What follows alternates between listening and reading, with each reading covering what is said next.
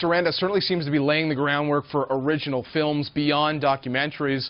Sarandos also made headlines a week ago for suggesting movie theater owners are stifling innovation. I started by asking about the feedback he's been getting from those comments. The speech was to a group of independent filmmakers.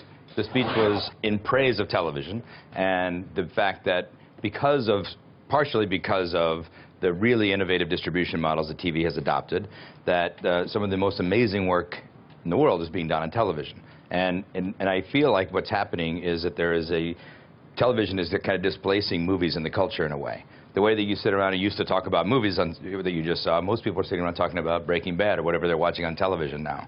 And that the distribution model, by taking all the risk out of missing something, is one of the things that are fueling it. And I had made the comment that, in contrast, that most major motion pictures are distributed in the exact same way that they have been for years, which is, this long window between the theater and the first exploitation on DVD or VOD. So it was meant to be a simple kind of contrasting what's happening on television.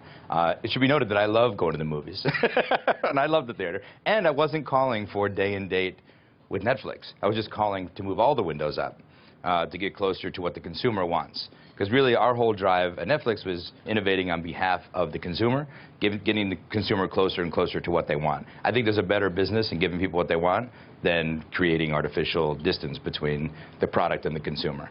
And to answer your question, I've had mostly great feedback from people who said we've been having this conversation for a long time and no one wants to say it out loud. And from theater owners, mostly I heard from John directly, but no theater owners directly. But to your point, there are a lot of people who have been saying there is this need for an update or a change in terms of how that process works. Yeah. If you were a movie theater owner, what would you do looking at all these ways that, seem to be attacking your business? I don't know. Our business is hard enough. I wouldn't want to try to run theaters too. So.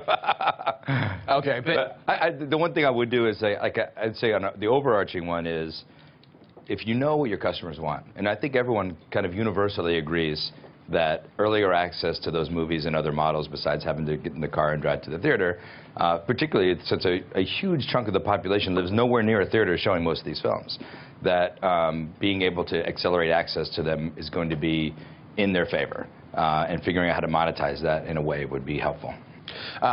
The comments that you made, coupled with some comments that you made on your company conference call, make it very clear that you are thinking about Netflix's next step, possibly with movies. Even today, you guys acquired a very hot documentary.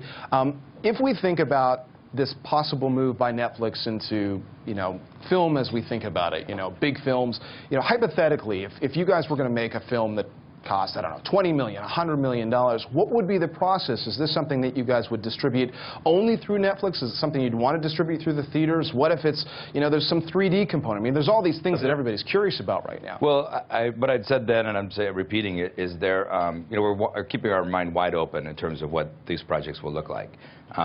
The range of our original series have been quite broad in terms of what kinds of shows they are, how much they cost, all of those things. So I imagine this will be as well. And certain films, I do think, have a natural theatrical component, like you say, 3D, something you can't do at home. So, and there are plenty of experiences, like seeing Gravity in 3D is a phenomenal experience in a movie theater, but most people are going to see Gravity in 2D at home. So I think that there's no reason these have to happen 6 months apart. So as we explore these things, if these things have a theatrical component, we of course would seek screens for them to be out there, just to offer more choice.